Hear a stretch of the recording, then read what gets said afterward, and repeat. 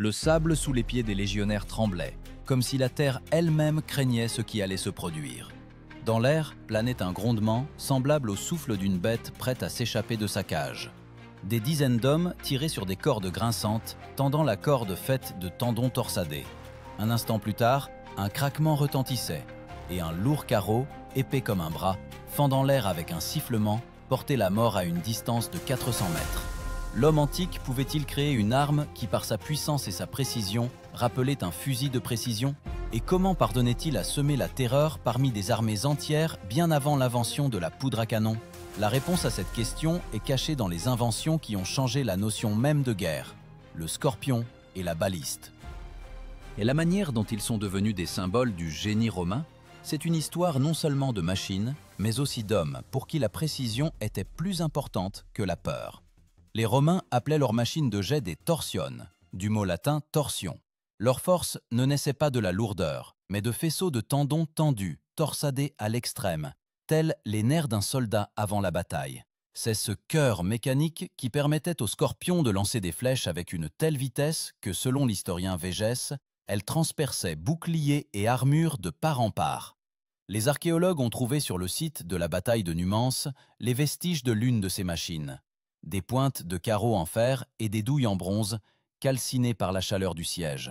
Chaque fragment rappelait que les Romains bâtissaient leur puissance non par le nombre, mais par l'habileté. Le scorpion n'est pas qu'une simple machine de jet. C'est la volonté concentrée des ingénieurs de Rome. Sa corde d'arc, faite de tendons de bœuf, sèche et vibrante, résonnait avant le tir comme un hurlement étouffé, court, mais annonciateur de mort. Le fût en bois, revêtu de bronze, était froid et lisse, comme la peau d'un serpent prêt à bondir. Lorsque le centurion donnait l'ordre de tirer, le bruit du métal fendant l'air était semblable à un coup de tonnerre par temps clair, soudain, perçant, impossible à oublier. Celui qui se tenait devant un scorpion ne voyait qu'un bref éclair de soleil sur la pointe et n'avait pas le temps de comprendre que sa vie était déjà terminée. Les Romains utilisaient ces machines lors des sièges et des batailles rangées, les disposant en rangée derrière la première ligne des légions. Les commandants savaient, aucune phalange ennemie ne tiendrait si sa formation était rompue par plusieurs flèches d'acier à la fois. Polybée écrivait que les scorpions ouvraient la bataille, forçant l'ennemi à perdre la densité de sa formation avant que les légionnaires ne passent à l'attaque. Mais le principal miracle de l'ingénierie romaine ne résidait pas seulement dans la machine elle-même, mais dans le système qui permettait d'en créer des dizaines. Dans chaque légion, il y avait des spécialistes, les balistiques, des hommes responsables de la précision et du réglage des engins de jet. Ils étaient considérés comme aussi importants que les centurions, car la destination du carreau de fer dépendait de leurs calculs. Pour assembler un scorpion, il fallait presque autant de travail que pour fabriquer une armure de légat. Chaque pièce était usinée avec précision.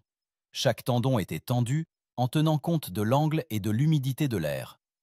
Ainsi commença une nouvelle ère de guerre, une époque où les Romains rendirent pour la première fois la mort mathématiquement précise.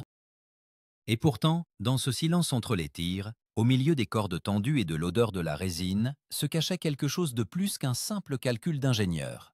C'était un sentiment de puissance sur les éléments, un moment où l'homme réalisa pour la première fois qu'il pouvait envoyer la mort plus loin que ne portait son regard.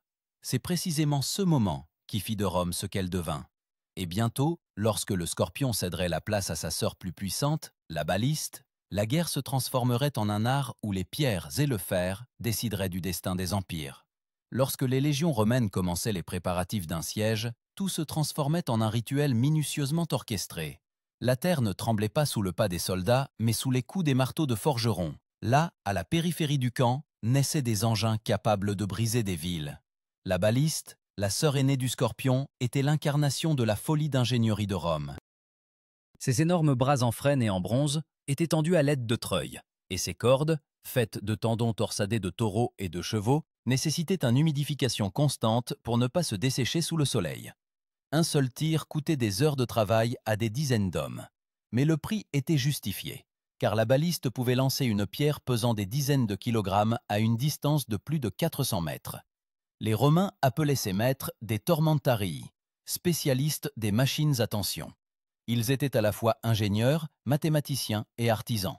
Leurs connaissances se transmettaient de génération en génération, et était gardé comme un secret.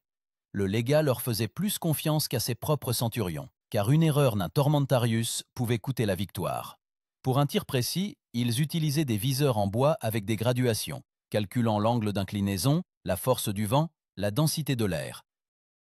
Ce n'était pas seulement un calcul, c'était un rituel de précision. Et quand l'énorme corde relâchait sa pierre, celle-ci ne volait pas au hasard, mais strictement selon une trajectoire calculée, comme soumise à la volonté des dieux. Selon Tite-Live, lors du siège d'Amphipolis, les balistes abattaient les murs comme s'ils étaient frappés par les marteaux des titans. Les contemporains disaient que le son de leurs tirs était audible à des kilomètres et qu'il inspirait la terreur même à ceux qui ne voyaient pas l'impact lui-même.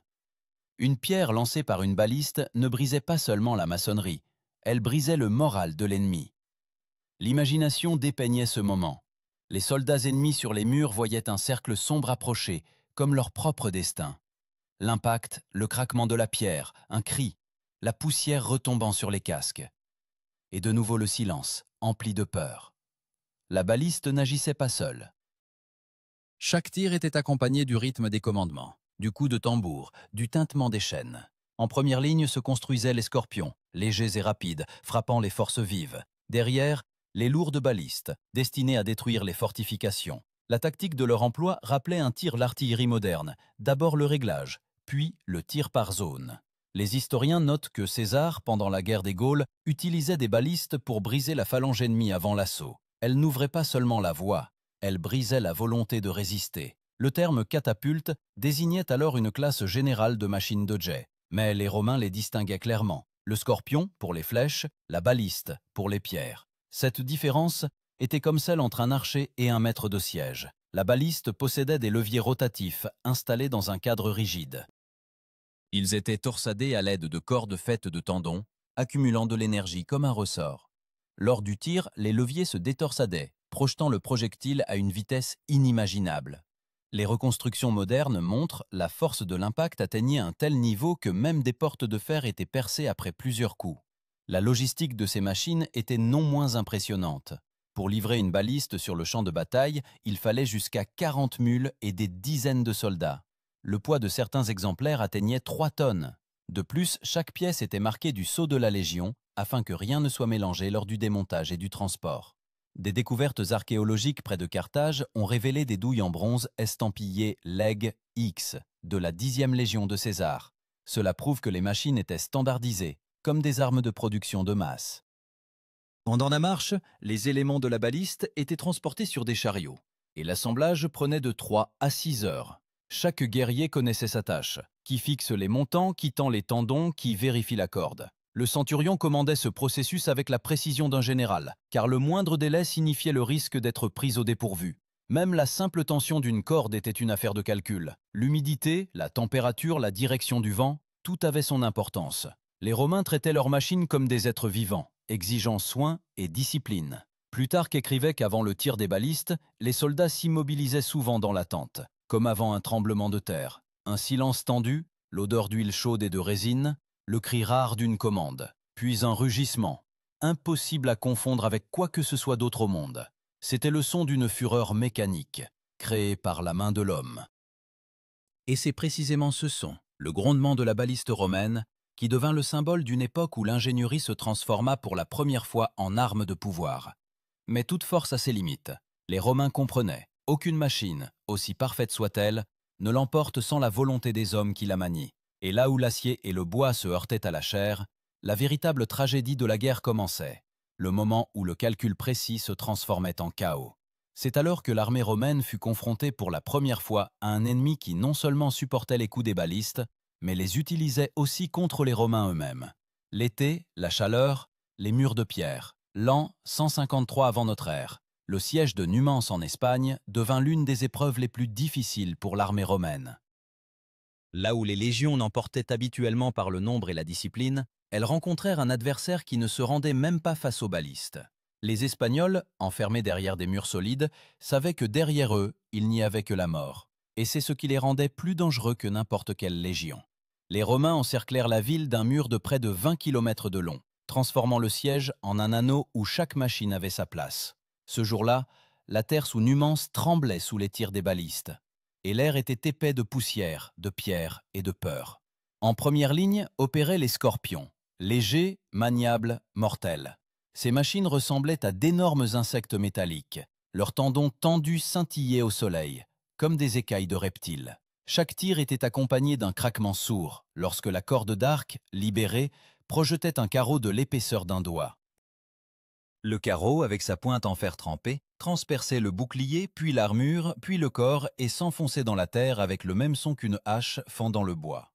Les soldats appelaient ce son le chant du scorpion. Le terme centurie désignait une unité d'environ 80 hommes, et ce sont eux qui servaient les scorpions en conditions de combat. Chaque centurion veillait au rythme de tir, afin que les engins ne surchauffent pas et ne se brisent pas sous la tension. Une erreur pouvait coûter la vie. Si la corde d'arc se rompait, le levier métallique s'arrachait avec une force capable de fracasser un crâne. Mais la peur était une compagne habituelle du légionnaire, et elle ne l'empêchait pas d'exécuter les ordres. Les Romains n'emportent non par le nombre, mais par l'exercice, écrivait Végès, et à Numance, cette affirmation devenait évidente. Là où un autre peuple aurait paniqué, les Romains transformaient le combat en une procédure aussi précise que le mouvement des engrenages. Les balistes, elles, tiraient plus haut, sur les murs, les tours, les portes. Un des tirs, décrit par Tite-Live, détruisit une partie de la tour de la forteresse, tuant des dizaines de défenseurs.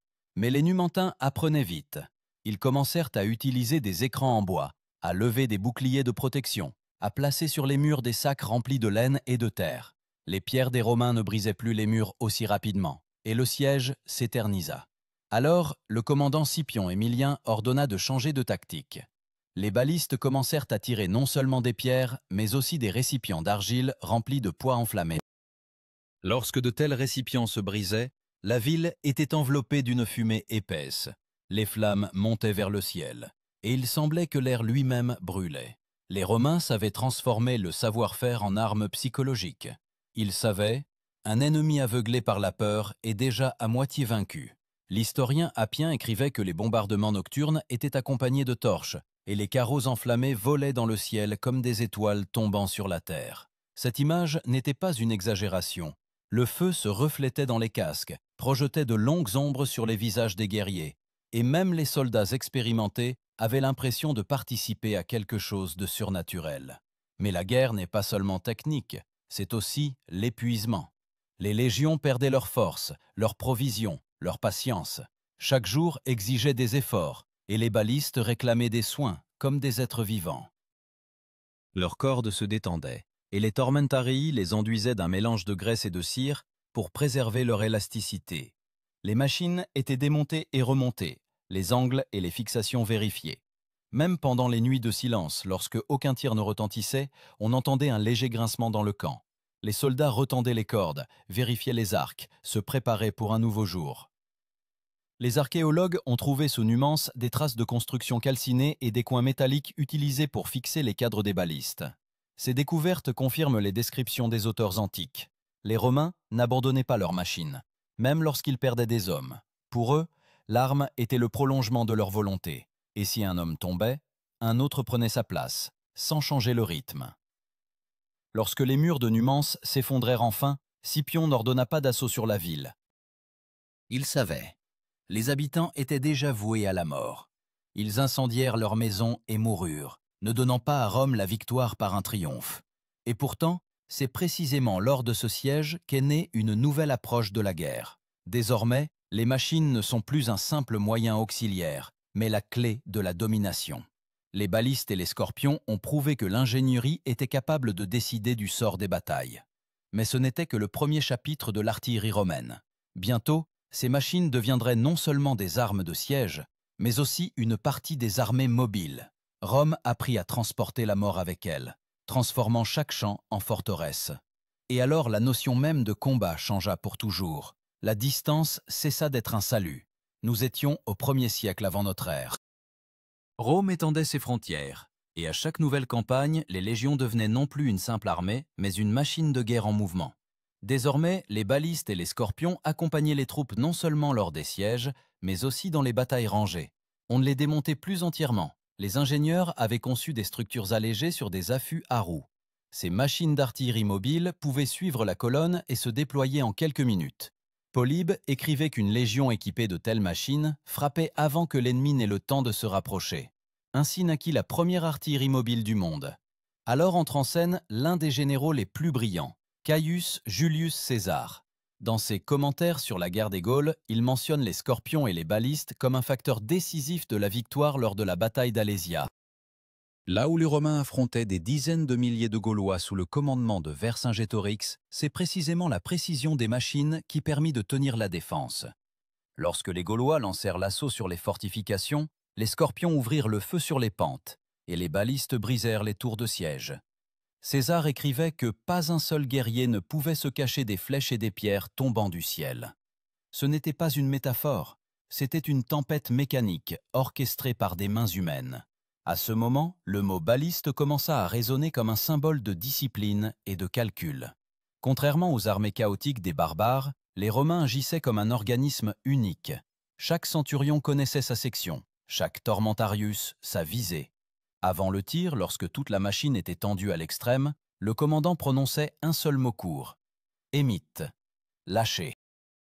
Et des centaines de livres d'énergie tendue se libéraient instantanément, envoyant la mort en ligne droite, comme si Jupiter lui-même avait lancé la foudre. Le terme legatus désignait le commandant d'une légion, un représentant du Sénat lui-même. Le légat n'était pas seulement un général, mais aussi un administrateur, responsable de l'organisation du camp et de l'approvisionnement. C'est sous sa supervision qu'opéraient les ingénieurs, les forgerons, les charpentiers et les lanceurs. Les Romains transformaient chaque camp temporaire en une véritable forteresse, des remparts de terre et fossés, des tours en bois, et entre eux, des rangées de scorpions, pointés vers l'extérieur. Le camp respirait comme un être vivant. Chacun de ces éléments avait une fonction, et les balistes étaient ses muscles. L'historien Goldsworthy a noté que la particularité de l'armée romaine résidait dans sa capacité à systématiser toute arme. Les machines étaient assemblées selon des plans standardisés, leur calibre et leur dimension étant adaptés à des projectiles unifiés. Même les carreaux avaient une longueur et un poids strictement définis afin de ne pas perturber la balistique. Les fouilles archéologiques à Mayence et Carnuntum ont révélé des pointes de flèches en fer, identiques en forme, ce qui confirme que Rome avait déjà introduit une standardisation de fait des munitions. Lors de la campagne de César à travers le Rhin, ses ingénieurs construisirent un pont en 10 jours. Et c'est de ce pont, selon la description de Plutarque, que les Romains bombardèrent les Germains avec des scorpions pour maintenir la distance. Ce moment devint le symbole d'une nouvelle ère. Rome apprit à tirer à distance, en gardant ses lignes intactes. Les guerriers ne se jetaient plus dans le combat rapproché avec désespoir. Ils l'emportaient par le calcul. Leurs boucliers déviaient les flèches et leurs machines renvoyaient la mort. La baliste atteignit le sommet de sa perfection durant ces années. Sa portée atteignait 400 mètres et sa force d'impact permettait de détruire tours et murs.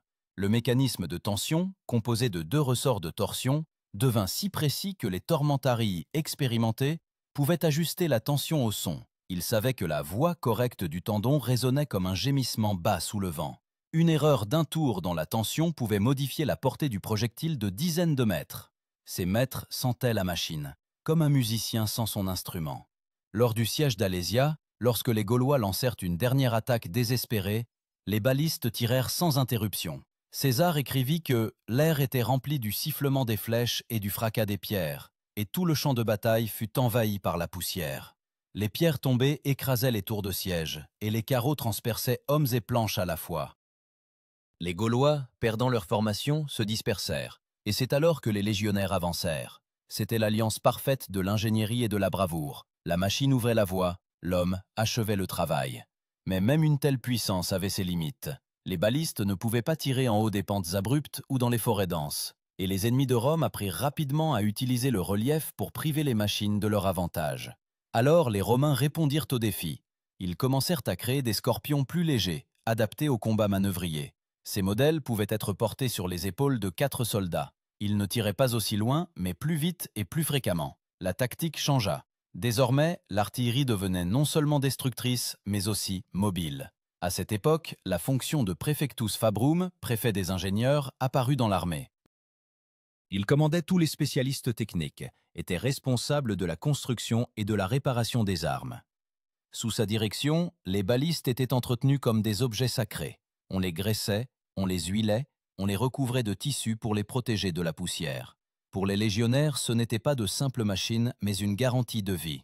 Car si l'ennemi les atteignait, cela signifiait que la ligne de défense s'effondrait déjà. Et pourtant, derrière chaque tir, derrière chaque tendon tendu, se cachait non seulement la précision de l'ingénierie, mais aussi la tension humaine.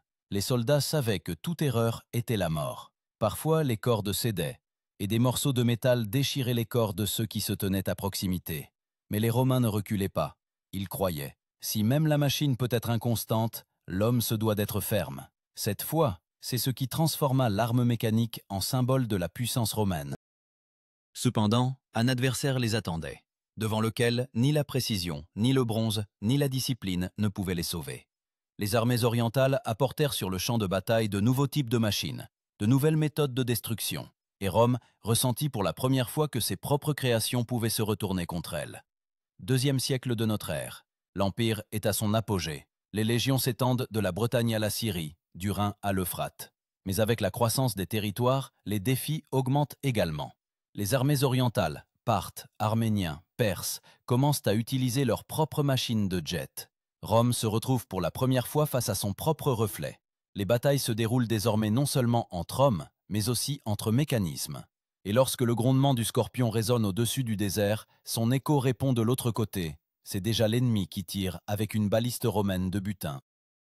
À ce moment, l'histoire boucle la boucle. L'ingénierie romaine devient une arme contre Rome. Le champ de bataille change. Les guerriers ne voient plus l'ennemi face à face. La mort arrive de loin, invisible, rapide, sans avertissement. Plutarque écrivait que, dans les batailles en Orient, les hommes tombaient sans entendre le tir, ne sentant que le coup de vent. Ce n'est pas une exagération. Le carreau du scorpion volait à une vitesse allant jusqu'à 150 mètres par seconde. Visuellement, il était presque impossible de le remarquer. Un instant, et la pointe de bronze transperçait l'armure de part en part, comme si l'homme était fait de cire. Le terme ballisticus, à Rome, désignait non seulement l'opérateur de la machine, mais aussi le maître du calcul. Ces hommes étaient des instruments vivants. Ils savaient estimer l'angle par le soleil, la distance par les pas, la force du vent par le mouvement de la fumée. Le légat romain leur accordait une importance particulière, car l'issue du combat était de plus en plus souvent décidée non par les épées, mais par la précision des tirs. Dans les armées de Trajan et d'Adrien, les balistiques recevaient un salaire supérieur à celui des centurions ordinaires. C'était un nouveau type de guerrier, un homme d'esprit, armé de mécanique. En Orient, les Romains utilisèrent pour la première fois des balistes de siège avec un système de contrepoids, le prototype de la future mécanique du trébuchet. Les archéologues ont trouvé en Syrie des plaques de bronze et des fragments de levier qui pourraient appartenir précisément à ces modèles tardifs. De telles machines lançaient non seulement des pierres, mais aussi des boules de fer recouvertes de poids. Elles s'enflammaient à l'impact et les murs de l'ennemi prenaient feu. Ce n'était plus simplement la guerre, c'était un apocalypse d'ingénierie. Pendant la campagne de Trajan contre les Parthes, selon les témoignages de Dion Cassius, les Romains utilisèrent des balistes lors de la traversée du Tigre. Les machines étaient installées sur des radeaux qui descendaient le fleuve en bombardant les rives. Ce fut la première tentative de créer une artillerie flottante dans l'histoire. Sous le soleil ardent, dans le bruit de l'eau et le sifflement des cordes, les soldats romains voyaient leurs propres inventions se transformer en fléaux des éléments. L'eau, le feu, le métal, tout s'unissait en un seul coup. Mais les ennemis apprenaient vite. Les Perses renforçaient leurs murs avec des tours en briques crues qui amortissaient l'impact des pierres. Ils commencèrent à utiliser des boucliers en bois recouverts de peau brute et construisirent même des doubles murs avec un espace pour amortir l'impact. En réponse, les Romains augmentèrent le calibre des machines, allongèrent les leviers, renforcèrent la tension. Les balistes devenaient de plus en plus grandes et lourdes, nécessitant des dizaines d'hommes pour les manœuvrer. Chaque tir se transformait en un petit spectacle. Des ordres, des signaux, le grincement des poulies, puis la décharge, comme si le ciel lui-même s'effondrait sur la terre. L'historien Sayers écrivait qu'à cette époque, les balistes n'étaient plus seulement des armes, mais un symbole du statut de l'armée. Elles étaient ornées des emblèmes des légions, d'aigles de bronze, d'inscriptions SPQR, le Sénat et le peuple de Rome. Il y avait là une fierté, une vénération presque religieuse. Les légionnaires croyaient que chaque machine portait la volonté de l'Empire. Quand elle tirait, c'était Rome elle-même qui tirait. Mais cette confiance leur joua un mauvais tour. Pendant la révolte en Judée décrite par Joseph, les défenseurs de Jérusalem s'emparèrent de plusieurs scorpions romains et les utilisèrent contre les assiégeants. Ce fut un choc. Pour la première fois, les Romains se retrouvaient sous le feu de leurs propres armes. Les projectiles frappaient leur camp, détruisaient les tours et apportaient cette même mort qu'ils infligeaient aux autres. César, jadis fier de ses balistes, se serait transformé en fantôme en voyant l'Empire se tirer dessus lui-même. Alors, de nouvelles mesures de sécurité apparurent. Chaque légion avait désormais une garde pour les positions d'artillerie, et les Tormentarii étaient tenus de détruire les machines si le danger de leur capture menaçait. Les balistes n'étaient plus laissés sans surveillance, même la nuit. On les couvrait de bâches, des patrouilles gardaient les dépôts de munitions. La technique romaine devenait de plus en plus sophistiquée, mais en même temps de plus en plus vulnérable. Et pourtant, malgré cela, les balistes restèrent le cœur de la puissance romaine. Elles participèrent à chaque grande campagne, au siège de Dura Europos, à la défense d'Antioche, à l'invasion de la Bretagne. Dans leur ombre se déroula la vie de toute une génération de soldats, habitués à l'odeur de la cire brûlée et au son de la tension des tendons. Et si dans les premières guerres le héros tenait une épée, désormais le héros tenait la clé de la baliste, le levier qui déclenchait la colère de l'Empire. Mais rien n'est éternel, pas même le pouvoir du métal. Vers la fin du IIIe siècle, de nouveaux peuples, des barbares du Nord, apportèrent d'autres méthodes de combat. Leur avalanche ne connaissait pas la peur des machines, car ils frappaient vite, soudainement, sans formation. Face à leur rapidité, les balistes encombrantes semblaient des géants englués dans le passé. Et alors Rome commença à comprendre. L'art de la guerre devait changer. Sinon, ses propres inventions deviendraient le symbole non pas de la force, mais du déclin. L'Empire tremblait sous la pression des tribus gothiques. Les balistes grondaient encore sur les murs, mais leur voix sonnait déjà fatiguée. Les machines, jadis incarnation de la raison et de la force, tiraient désormais dans le vide. L'ennemi disparaissait avant que la pierre n'atteigne sa cible. Les ingénieurs réparaient les cordes rompues, les légats appelaient à la discipline, mais le temps lui-même affaiblissait les tendons. La baliste, enfant de la logique, périssait avec l'ordre qu'il avait engendré.